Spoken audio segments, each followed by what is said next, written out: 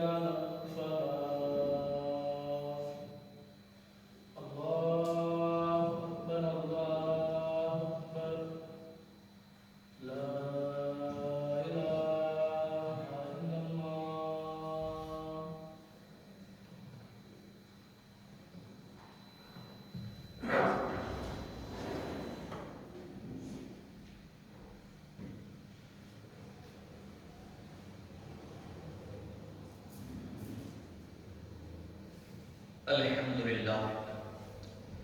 الحمد لله نحمده ونستعينه ونستغفره ونؤمن به ونتوكل عليه ونعوذ بالله من شرور أنفسنا ومن سيئات أعمالنا من يهد الله فلا مضل له ومن يضلل فلا هادي له ونشهد أن لا إله إلا الله ونشهد أن سيدنا ومولانا محمدا عبده ورسوله الذي أرسل بالحق بشيرا ونذيرا.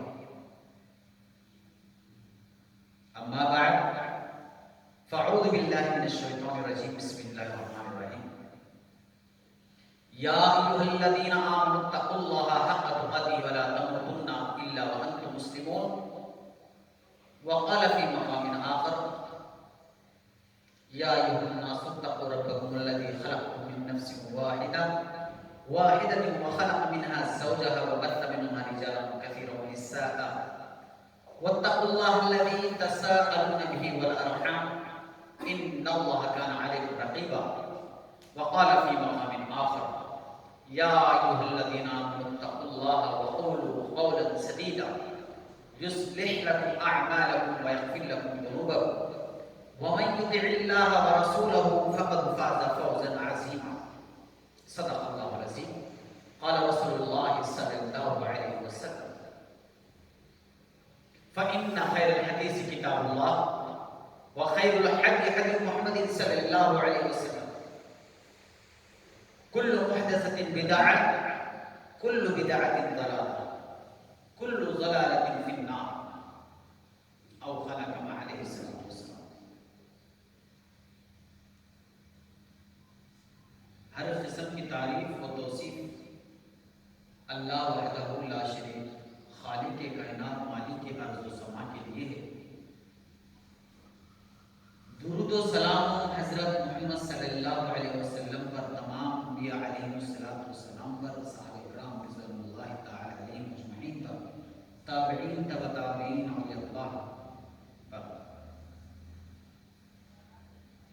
محترم سامعین اکرام، میں نے پچھلے جمعہ ماں باپ کی خدمت، اولاد کی ذمہ داری کے تعلق سے میں نے خطبہ ارشاد فرمایا تھا. شاید آپ کو یاد ہوگا. آج کا خطبہ جمعہ توحید اور شرک کے ٹاپک پر. توحید اور شرک. توحید کسے کہتے ہیں، شرک کسے کہتے ہیں. میں نے پہلے تو سوچا کہ ایک خطبہ جمعہ توحید کے تعلق سے ڈیٹیلز بتاؤں، پھر نیکسٹ جمعہ شرک کے تعلق سے بتاؤں، لیکن اس میں ذرا سمجھنے میں مشکل ہو جاتی ہے. اس لیے میں نے سوچا کہ کچھ دیر توحید کے تعلق سے بتاؤں، کچھ دیر شرک کے تعلق سے بتاؤں. یہ ایک دوسرے کی ضد ہے، جس کو اپوزٹ ورڈ کہہ سکتے ہیں. اپوزٹ ورڈ توحید اور شرک.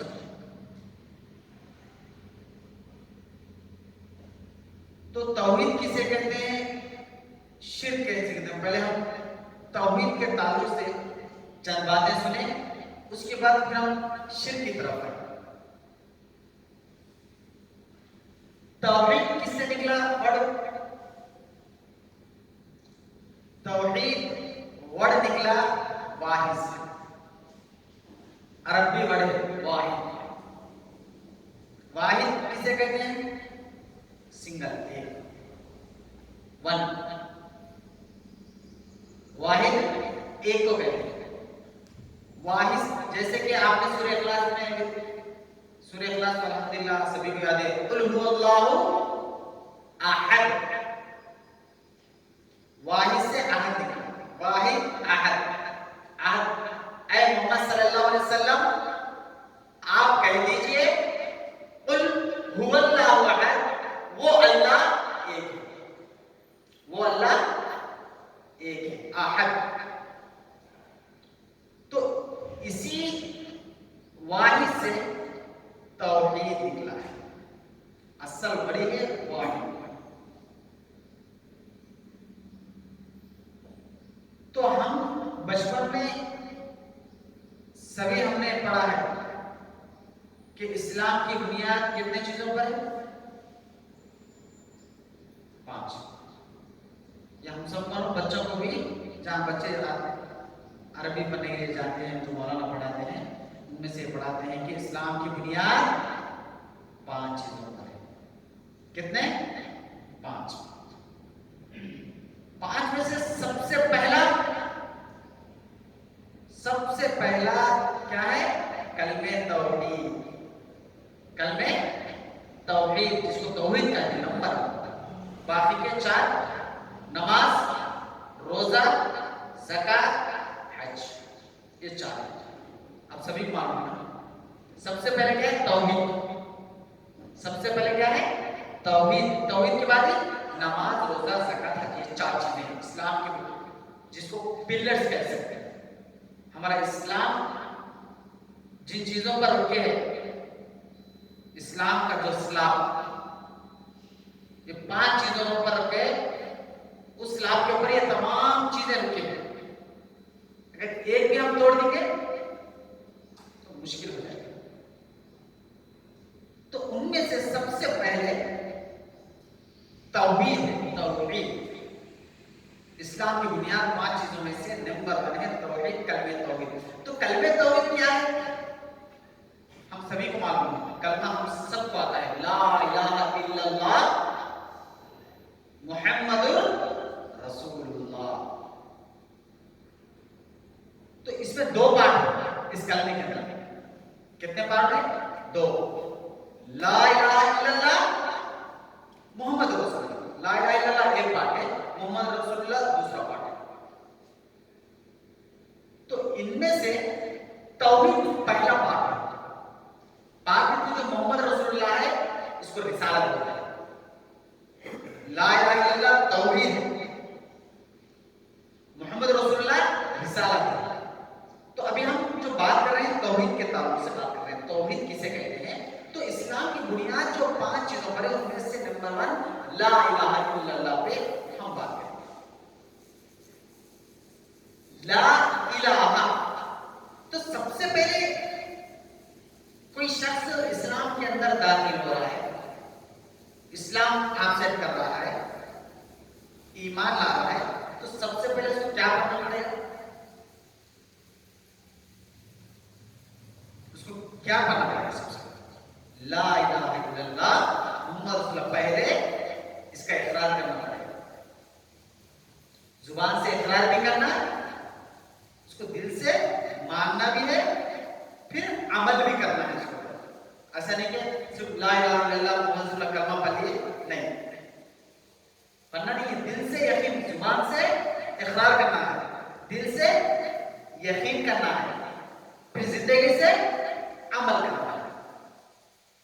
یہ تمام چیزیں ہیں ایک میں.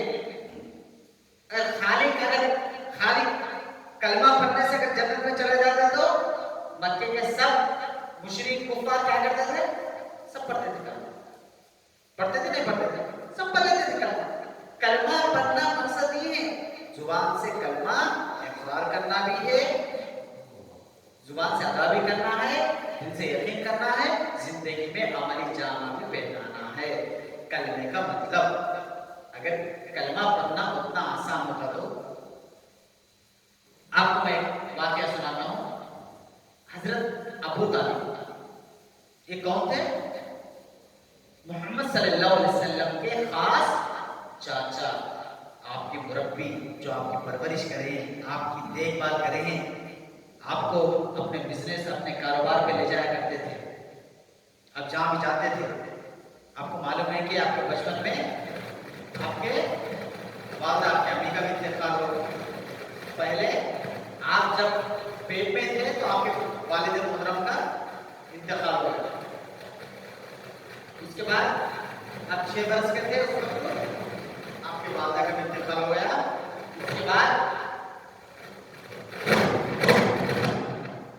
اس کے بعد کوئی پرورش ابو طالب آپ کے چاچا کی. تو ابو طالب کے وفات کا وقت تھا, ابو طالب کے وفات کا وقت تھا. تو آپ صلی اللہ علیہ وسلم وہاں پر, ابو جہل بھی تھا اور ایک عبداللہ بن امیہ اور کوئی بھی تھا, دونوں تینوں مشرک بھی آپ کے پاس تھے. تو آپ صلی اللہ علیہ وسلم کہنے لگے, اے چچا جان, اے میرے چچا جان, آپ کلمہ پڑھ لیجیے, لا الہ الا اللہ محمد رسول اللہ. آپ کلمہ پڑھ لیجیے, لا الہ الا اللہ محمد رسول اللہ. میں اللہ کے سامنے گواہی دوں گا, میں آپ کی شفاعت کروں گا, میں آپ کی سفارش کروں گا. کفار مشرک بیٹھے ہوئے, وہ کہنے لگے, اے ابو طالب, کیا تو اپنے باپ دادا کے دین کو چھوڑ کر دنیا سے چلے جائے گا؟ عبد المطلب کے دین کو چھوڑ کر دنیا سے جائے گا؟ جہاں تک کہ آپ کے چچا نے آپ کے آب و اجداد کے دین پر, عبد المطلب کے دین پر ہی آپ دنیا سے چلے جائے. ایک لا الہ الا اللہ محمد رسول اللہ آدمی بننے سے اس کی زندگی بدل جاتی ہے, اس کی زندگی بدل جاتی ہے کلمہ پڑھنے سے. اللہ کے رسول صلی اللہ علیہ وسلم نے فرمایا, قولوا لا الہ الا اللہ محمد رسول اللہ تفلحوا. قولوا لا الہ الا اللہ تفلحوا, کہ تم لا الہ الا اللہ کہو, کامیاب ہو جاؤ.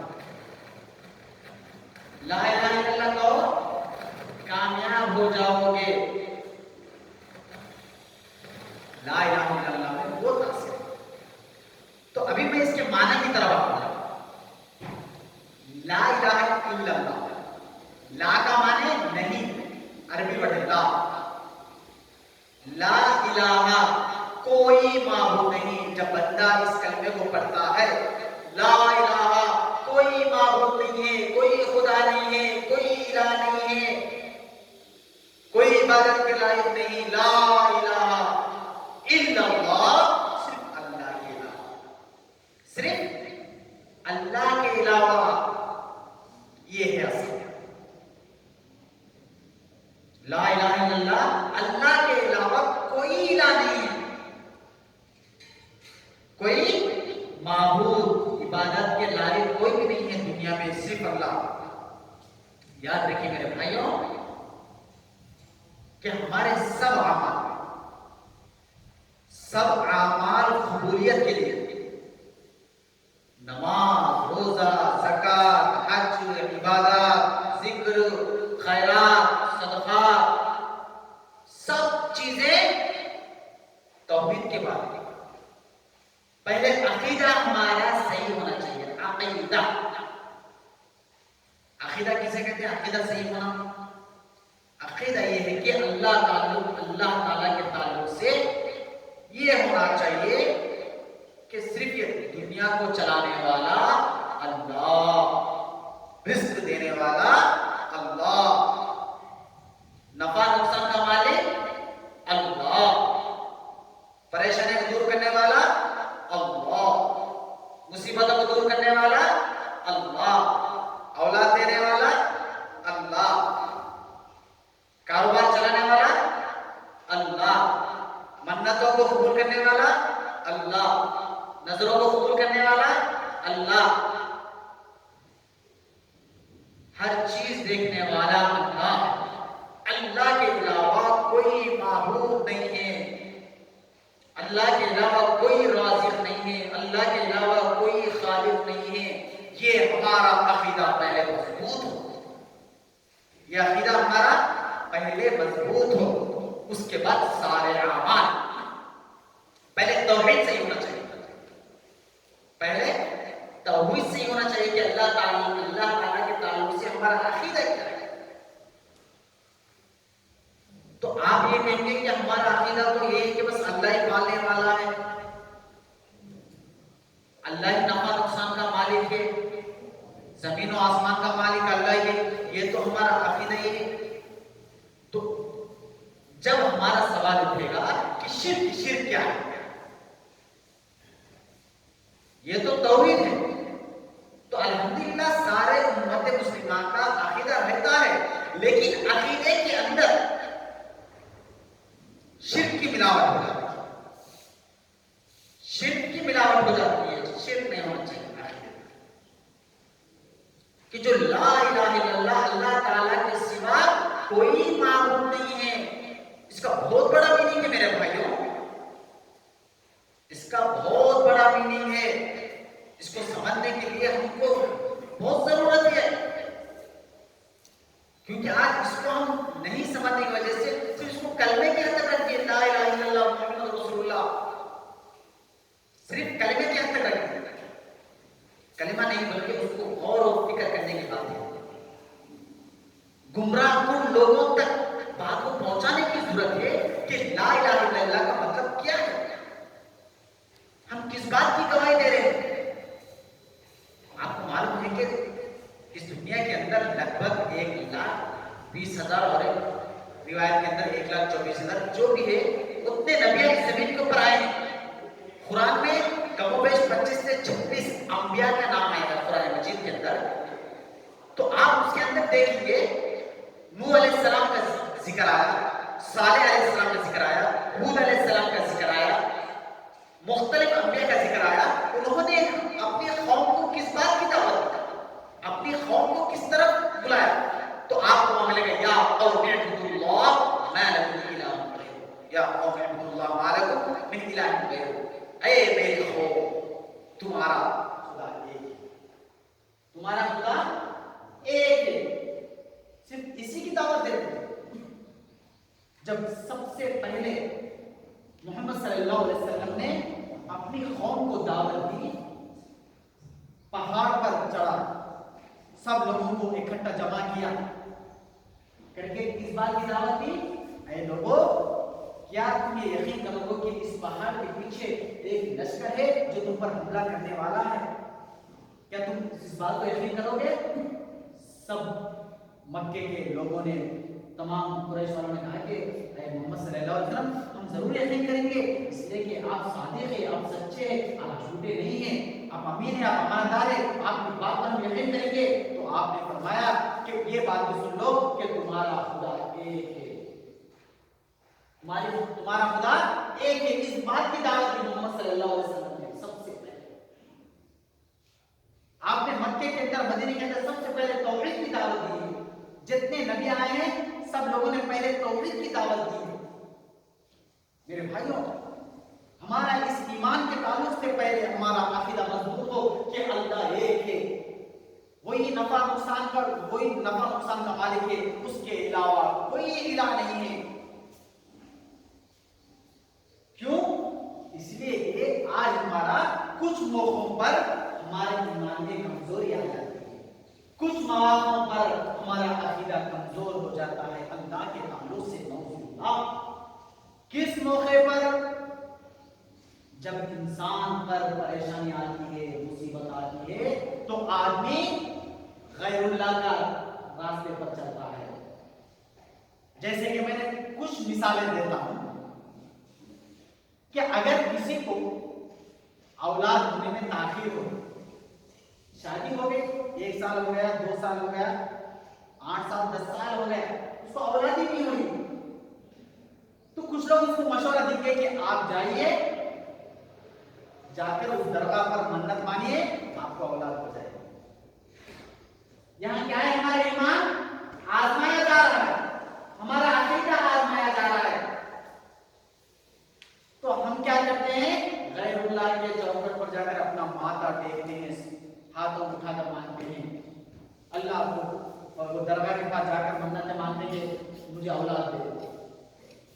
ہمارا کاروبار صحیح نہیں چل رہا ہے، بزنس اچھا نہیں چل رہا ہے، تو ہم باباؤں کی آمیروں کے چکر میں چلے جاتے ہیں. ہمارے گھر میں لڑائی جھگڑے کا معاملہ آ گیا تو ہم تعویذ گنٹوں کے چکر میں چلے جاتے ہیں.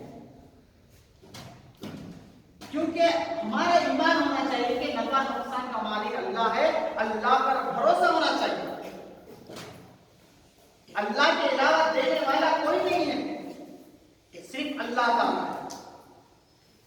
ہم کو پریشانی آ گئی تو وہ پریشانی کو ٹالنے والا اللہ ہے، مصیبت ہے تو مصیبت کو دور کرنے والا اللہ ہے، اولاد کی تو اولاد دینے والا اللہ تعالیٰ ہے، کاروبار نہیں چل رہا ہے تو کاروبار کو چلانے والا اللہ تعالیٰ ہے، بیماری آ گئی بیماری سے صحت دینے والا اللہ تعالیٰ ہے، مشکل کشا اللہ ہے، حاجت روا اللہ ہے.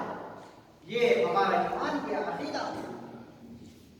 آج ہم معمولی سی چیزوں پر جو انسان نے جو بنایا، جو تعویذ پہ انسان بھروسہ کرتا ہے کہ یہ تعویذ مجھے میرے کاروبار چلائے گی، میرا آٹو چلائے گا، میرا دکان چلائے گی، تعویذ مجھے اولاد ہو جائے گی، میرے بیٹے کی صحت صحیح ہو جائے گی، گھر میں لڑائی نہیں ہو جائے گی.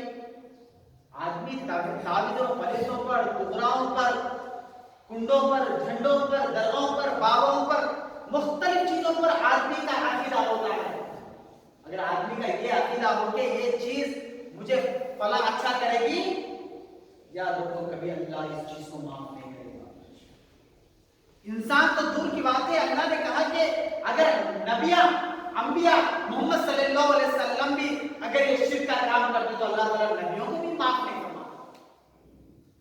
اگر ہم یہ شرک کام کریں گے، اگر اللہ کو چھوڑ کر غیر اللہ کا دامن پکڑیں گے، غیر اللہ کے دامن پہ سر جھکائیں گے، غیر اللہ کے دامن پہ ہاتھ پھیلائیں گے، غیر اللہ کے یہاں پر منتیں مانگیں گے، نظریں کریں گے، صاف کریں گے، جھنڈے کریں گے، کٹے صاف کریں گے، اللہ فرماتا ہے وَمَن يُشْرِكْ بِاللَّهِ فَقَدْ حَرَّمَ اللَّهُ عَلَيْهِ الْجَنَّةَ.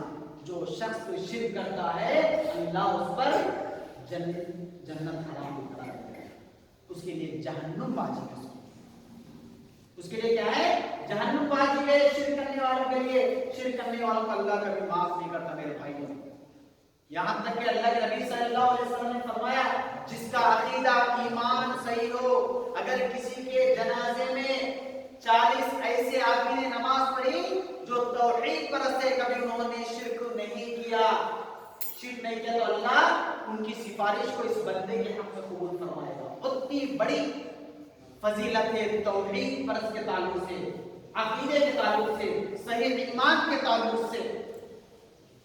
ایمان عقیدے کے بعد ہی سارے اعمال میرے بھائی، سارے اعمال، آپ نماز پڑھیے، روزہ دیے، زکات، حج، سب اگر آپ کا ایمان، آپ کا عقیدہ اللہ کے تعلق سے وحدانیت کا نہیں ہے، آپ کے ایمان، آپ کے عقیدے میں شرک کی ملاوٹ اگر ذرہ برابر بھی ہے تو آپ کے سارے اعمال، آپ کا حج، آپ کی زکات، آپ کی نماز، آپ کے تمام اعمال اللہ برباد کر دے گا. آپ کے تمام اعمال اللہ برباد کر دے گا. میں آخری واقعہ بتا کر ختم کرتا ہوں. ایک شخص کا واقعہ آتا ہے جو بنی اسرائیل کا تھا. اس نے اپنے زندگی میں کوئی نیک عمل نہیں کیا، اس نے اپنے زندگی میں نیک عمل نہیں کیا، لیکن کبھی زندگی میں شرک نہیں کرتا تھا. اللہ کے تعلق سے اس کا عقیدہ، اس کا ایمان مضبوط تھا. جب اس نے مرنے سے پہلے اپنے اولاد کو، گھر والوں کو یہ وصیت کی کہ میں مرنے کے بعد میرے کوئلے کو راکھ بنانا اور ہواؤں میں یا سمندروں میں پھیلا دینا. اس کے گھر والوں نے اس کی وصیت کو پورا کر دیا. جب اس کو مرنے کے بعد اللہ نے پھر اس کی تمام مٹی کو جمع کیا، اس کے روح ڈالا اور اس بندے سے پوچھا کہ تو نے ایسی عجیب وصیت ایسی کیوں کی؟ تو اس نے کہا کہ اللہ میں تجھ سے ڈرتا تھا، میں تیرے عذاب سے ڈرتا تھا. تو اللہ نے کہا کہ جا بندے میں نے تیری مغفرت کر دی. اللہ نے اس بندے کی مغفرت کر دی، لیکن اس کا ایمان، اس کا عقیدہ کیا صحیح تھا، اس نے کبھی شرک نہیں کیا. اس لیے کہ ہم مرنے سے پہلے میرے بھائیوں بدعت میں ملوث ہے. کبھی کہیں ایسا نہ ہو کہ ہماری موت اس حال میں آئے کہ ہم نے شرک کیا ہو. تو ہم توبہ استغفار کریں. اللہ ضرور توبہ کو, سچی پکی توبہ کو اللہ ضرور قبول فرماتا ہے. ہم سچی پکی توبہ اللہ سے کریں اور شرک و بدعت سے دور ہٹے اور اپنے ایمان, اپنے عقیدے کو صحیح کر لے. اگر اور کچھ اعمال ہو سکتے ہیں, اور کچھ اعمال ہو سکتے ہیں تو اللہ معاف کر سکتا ہے ہمارے گناہوں کو, لیکن اللہ شرک جیسے کو اللہ کبھی معاف نہیں کرتا. قیامت کے دن انسان کے سامنے 99 رجسٹر پیش کریں گے. انسان کے سامنے فرشتے کہیں گے بتا بندے تو نے اس میں کوئی کام کیا تھا, یہ تیرے سامنے 99 رجسٹر ہے. تو بندہ کہے گا کہ میں نے تو کچھ نہیں کیا ہے. تو فرشتے کہیں گے اور ایک چھوٹی سی چٹھی لائیں گے, اس کے تعلق سے تیرا عقیدہ کیا تھا. تو بندہ کہے گا کہ اس کے تعلق سے تو میرا عقیدہ صحیح تھا کہ اللہ کے علاوہ کوئی معبود نہیں تھا. تو فرشتے کہیں گے جا, اللہ نے تجھے جنت میں ڈال دیا, اللہ تجھے مغفرت کر دیا, اللہ نے تجھے معاف کر دیا. تو بندہ کہے گا کہ یہ 99 رجسٹر میں میرا ایک نیک عمل نہیں ہے, یہ چھوٹی سی رجسٹر میں یہ تو ہلکی سی ہے. تو فرشتے کہیں گے یہ چھوٹی سی چٹھی ہے لیکن تیرے ایمان عقیدے کے تعلق سے یہ 99 رجسٹر پر بھاری ہے. اس لیے کہ میرے بھائیوں, اللہ کبھی شرک کو معاف نہیں کرے گا. انسان کو مصیبت آتی ہے, پریشانی آتی ہے, بیمار ہوتا ہے, لڑائی ہوتی ہے, جھگڑے ہوتا ہے, لیکن ان کے تعلق سے کبھی آدمی غیر اللہ کے تعلق سے, کبھی باباؤں کے پاس, کبھی عاملوں کے پاس, کبھی جھنڈوں کے چکر میں, کبھی نیازوں کے چکر میں, نظروں کے چکر میں, درگاہوں کے چکر میں, اجمیری بجبری, ان تمام کے تعلق سے اپنا دل صاف رکھے, ورنہ اللہ کبھی معاف نہیں کرے گا. اس کے تعلق سے کبھی معاف نہیں میرے بھائی. اسی بات پر اپنی بات کو ختم کرتا ہوں. واخر دعوانا الحمدللہ رب العالمین. اللہ سے دعا ہے اللہ تعالیٰ ہم سب کو اپنے ایمان, اپنے عقیدے کو مضبوط رکھنے کی توفیق عنایت فرما. شرک و بدعت سے ہماری ساری امت کی حفاظت فرما. سبحان ربک رب العزت عما یصفون وسلام علی المرسلین والحمد للہ رب العالمین.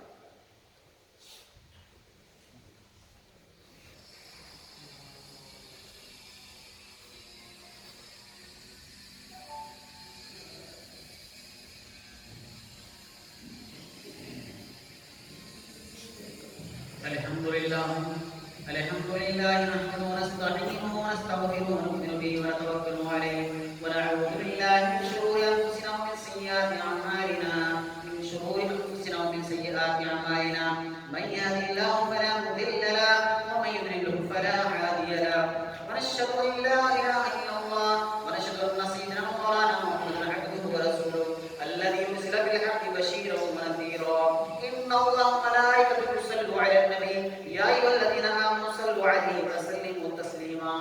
اللهم صل وسلم وبارك على سيدنا محمد وعلى اله واصحابه اجمعين الى يوم الدين, خصوصا على امير المؤمنين سيدنا ابي بكر الصديق رضي الله تعالى, وعمر بن الخطاب رضي الله تعالى, وعثمان بن عفان رضي الله تعالى, وعلي بن ابي طالب كرم الله وجهه رضي الله تعالى, وعلى الامامين السيدين الشهيدين الحسن والحسين رضي الله تعالى عنهما, وعلى امهما سيدة النساء فاطمة الزهراء رضي الله تعالى عنها, وعلى امين حمزة والعباس رضي الله تعالى عنهما, وعلى ستة الباقية من العشرة المبشرة, وعلى سائر الصحابة والتابعين رضوان الله تعالى عليهم اجمعين.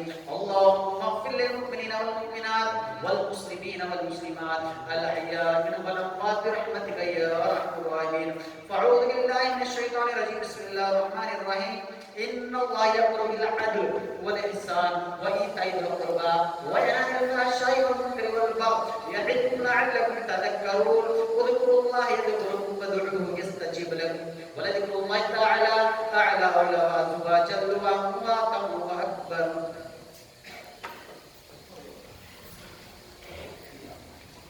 اپنے سمے درست فرما لیجیے, اپنے اپنے موبائل سے چاپ کرنا.